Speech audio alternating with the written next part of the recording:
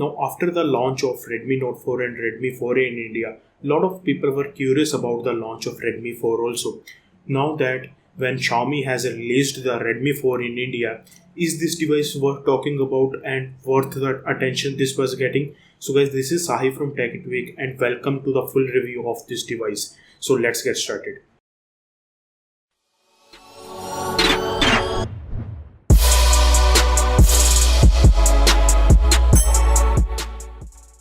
So guys, as always, we'll be starting up with the build quality of this device. On the back, we are getting aluminium back with camera and fingerprint scanner, and I have to say it looks very neat. It is much more rounded as compared to Redmi 3S Prime that makes for a very good in-hand grip. On the sides, we are getting power button and also the volume rockers which have very good tactile feel.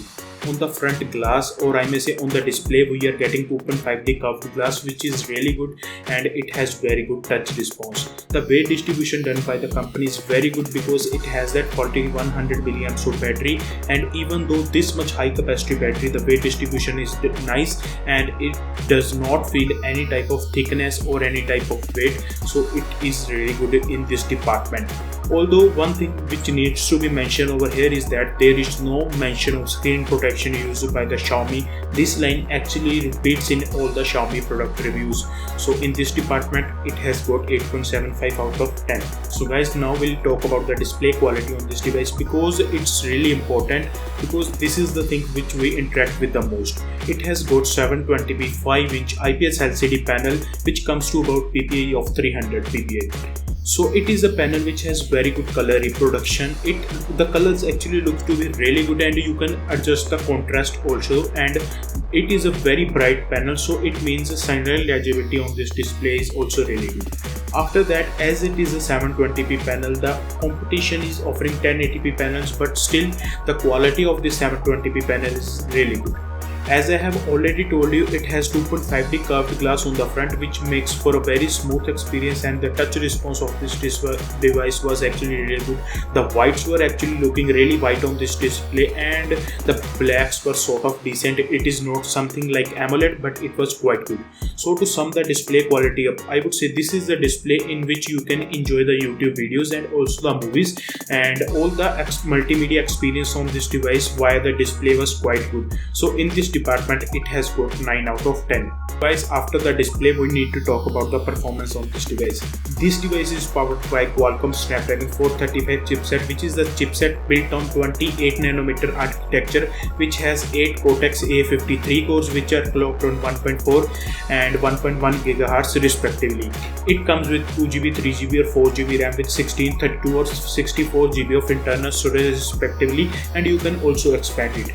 The GPU found on this chipset is actually Adreno 505. Let's start with the performance and user interface. It is running on MIUI 8.2 which is built on top of Android Marshmallow, that is 6.0.1. I was really amazed at the user interface performance because the animations were smooth. It had lots of customization. The RAM management on this 3GB RAM variant was quite good, and also the app opening times were really good.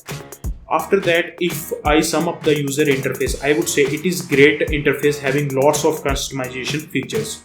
When we come to gaming is something that people feel the Redmi devices or the Xiaomi devices hits up a lot. But I am happy to tell that even though the performance of this device was very good in highly graphic intensive games as well, when we are playing something like Asphalt 8 or mediumly graphic intensive, it was fine. But when we shifted to highly graphic intensive, there were some glitches, but for the most part, it was playable. You can check our full review. And also the best part is that the device is not exhibiting any type of overheating issue. The max that this device was touching when we stressed it for about 20 to 25 minutes were 39 or 40 degrees Celsius, which is well under the limit and which is really good thing. So for gaming and user experience, this device is quite good, even though it is powered by Qualcomm Snapdragon 435, which is a very reputed chipset. If I sum up the performance part, it has got 8.5 out of 10. So guys, after that, the most important thing is the camera on this device. On the back side, we are getting a 13 megapixel shooter which comes with single LED flash. Now this time around, I was really surprised because considering the budget of 7,000 rupees on 2GB RAM variant and 9,000 rupees on 3GB RAM variant, we are getting very good cameras. In good lighting conditions, the performance was really good. The color reproduction was very natural. There was a lot of detail in the image. That dynamic range was actually sort of decent, I would say. Everything was quite good and image overall looks to be really good. But when we move to artificial lighting conditions, I would say the performance is average, and we are expecting this because this is a device of low budget category, but still it is performing really nicely. When we are coming to 5 megapixel selfie camera, I have to say again the performance in good lighting situation was quite good. There was a lot of detail. The picture of this device actually looks to be really natural. It is not something very dull, or it is not something as vivid as Samsung. So picture quality was actually nice in good lighting situation, but when we shifted to indoor lighting conditions, the performance was below average in the selfie camera.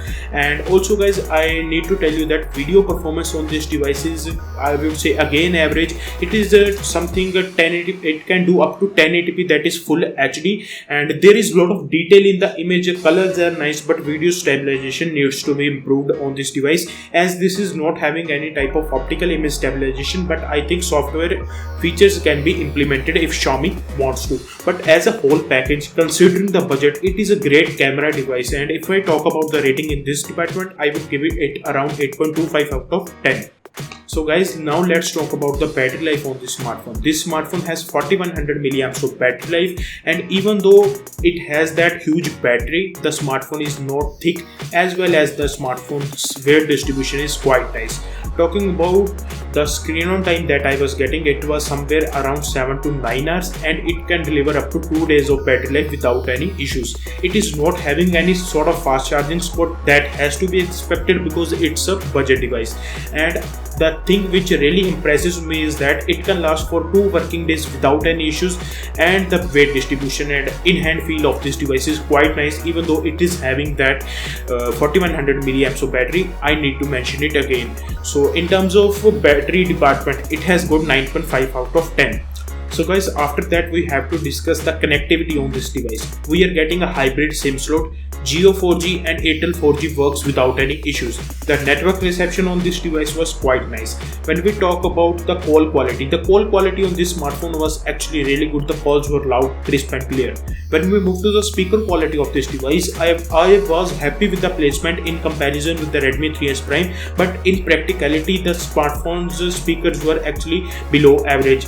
But when we move to 3.5mm audio jack, the performance was really good on that, and it can handle up to Audio Technica's earphone very easily, and the quality of the 3.5mm audio jack was actually quite nice. And guys, after that I need to mention that this device comes with the fingerprint scanner, which is located on the back of the device, and it is very fast and reliable. After that, it has all types of sensors which are required, that is auto brightness sensor, proximity sensor, gyroscope sensor, pedometer sensor. All the sensors are present. As it is a budget device, still it retains the IR blaster, which is just amazing thing because with IR blaster you can control your electronics such as your air conditioner or your television. So in terms of connectivity also, it has got 9 out of 10. So guys, to sum up this review, I would say that this is a smartphone which has very good build quality, very good display quality, very nice battery also, and its camera is best in its class. So as a whole package, it is a complete all-rounder which has some shortcomings like non-mention of screen protection used by the company, still using the micro USB jack, no Type-C is found over here, but still for the price it is a great offering by Xiaomi, and overall rating of this device is 8.75 out of 10. After that, if we talk about the alternatives, you can go with the Redmi Note 4, which will cost you about 11,000 rupees. With Redmi Note 4, you will get better chipset, better display, and also some things like camera would be better over there. But if you are on a tight budget and want a compact smartphone, then this is a great thing and you can go and purchase this thing. Guys, if you want to buy this product, please use our link because that will help out the channel. Guys, if you have any type of comment, query, etc., mention them in comment section down below. video. And if you want to follow some on our social media network, all the links are given in description box down below. That was pretty much it. This is Sahi from TECHIE TWEAKS signing off. Thank you guys for watching, and we'll meet in next one.